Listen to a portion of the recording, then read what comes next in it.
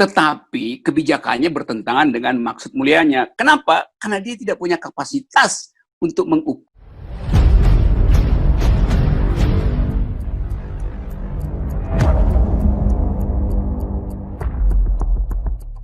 Menarik ini kalau saya mengulik sedikit tentang hubungan segitiga nih antara Anda, Fadjrul Rahman dan Jumhur Hidayat.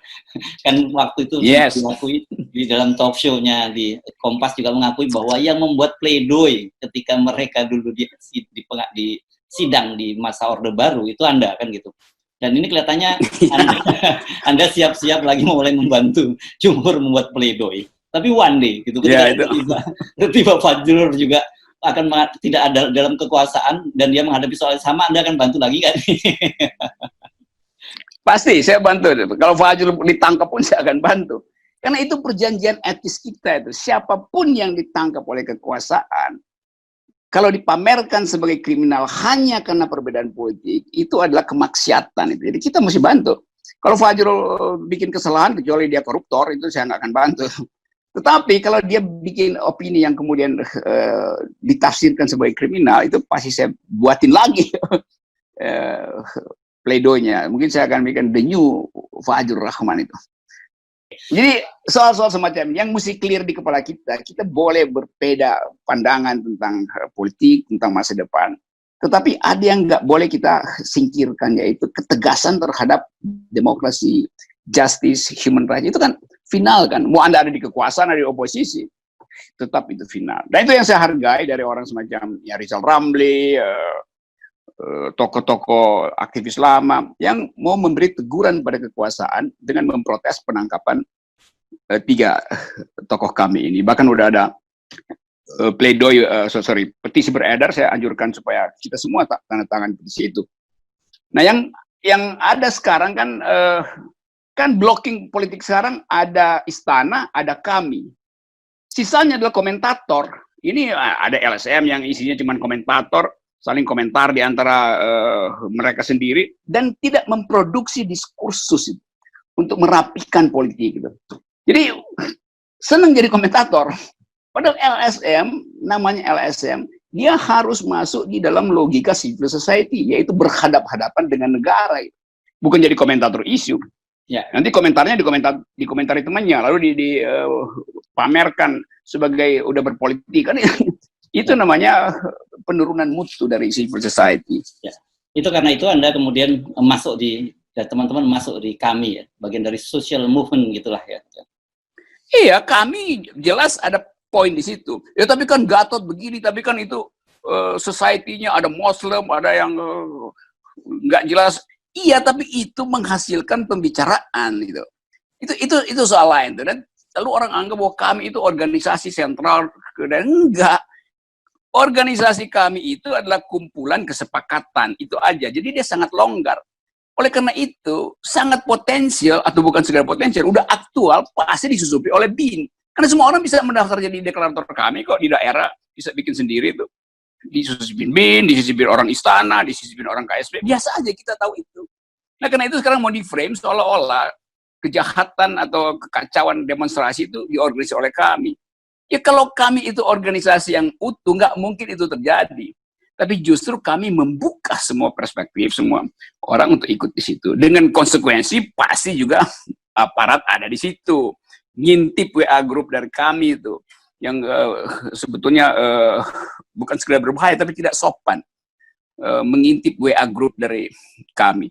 Itu sama seperti masuk ruang makan, terus nerobos ke ruang tidur. Itu. Kalau saya ada di situ, saya cemplungin ke WC sekalian, dikunci di situ. Tuh. Kan nggak boleh dong itu etika begituan tuh. Ya. Mumpung karena ada kami, orang kemudian melihat sebenarnya hiruk pikuk semua ini juga, itu tak lepas ada munculnya figur seperti Gatot di kami. Yes. Dan hari ini kita mengamati sejumlah media, ada berita yang tiba-tiba seragam, nih Bung Rocky, tentang Gatot. Judulnya itu Gatot menyatakan bahwa tujuan dari Omnibus Law itu mulia. Ya, dan kelihatannya itu dikutip dari wawancara Gatot di kanal YouTube-nya Refli Harun. Dan Yang menarik itu beritanya sama ini, ada banyak nih, kita lihat nih, di Rakyat Merdeka Online ada, tapi di Siwot juga ada, yang kita tahu Siwot posisinya seperti apa, dan juga media-media lain, dan saya perhatikan ini judul-judul dan angle-nya, kalau orang media melihatnya gitu, angle-nya itu sama. Anda melihat ada semacam kebetulan saja, atau memang ini terencana?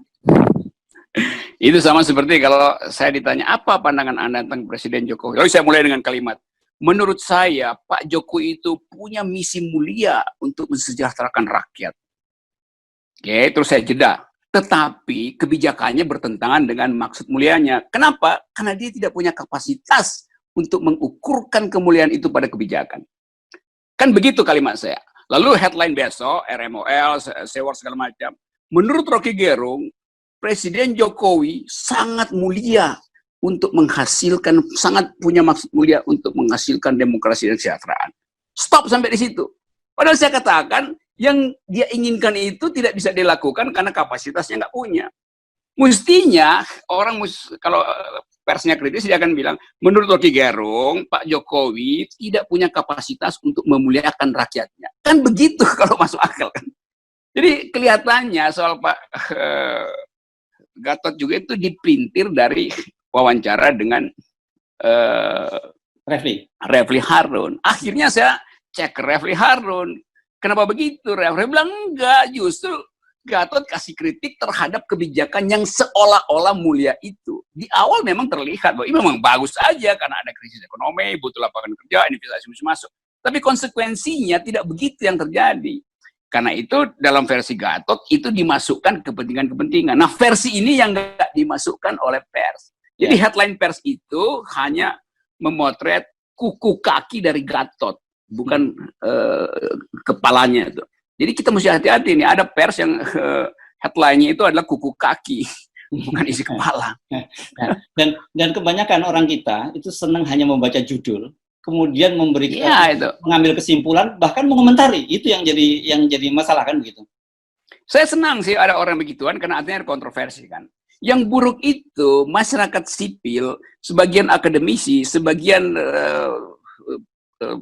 penganalisa itu nggak masuk dalam jebakan yang sama. Kan saya dapat banyak teman-teman saya yang justru WA ke saya, kok jadi begini lo, kok jadi begini lo.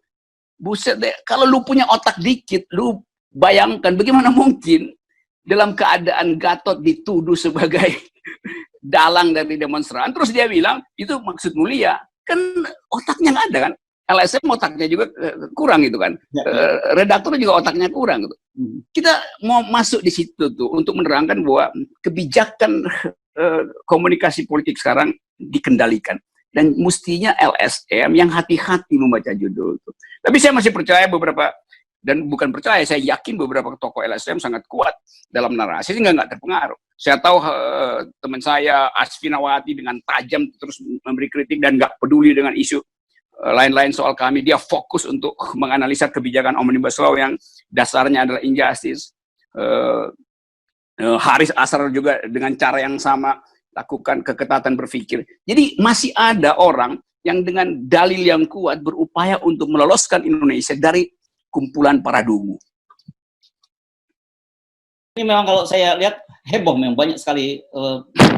Dan kemudian saya penasaran. Saya tonton sampai habis. Dan ternyata betul seperti yang Anda katakan tadi itu. Gitu. Jadi diambil sepotong, dan kemudian disimpulkan, disebar di sosial media, dikomentari, dan kemudian terjadi kacau balau situasinya kan gitu. Dan memang karena ada amplop, setelah disebar pasti amplop turun, itu udah SOP. Iya. Saya kira ini clear ya, saya kira soal banyak pertanyaan dari para pendukung kami dan civil society. Loh, kok Gatot begini, kayak kerupuk melempem gitu, baru kemarin datang gagah betul ke Barreskrim mau ketemu Kapolri, tiba-tiba langsung muji-puji Jokowi ini. Ya gitulah. Grammar of stupidity diedarkan justru oleh aktivis-aktivis bayaran. Baik, terima kasih Bung Rocky. Ya. Sampai jumpa. Sip. Yes.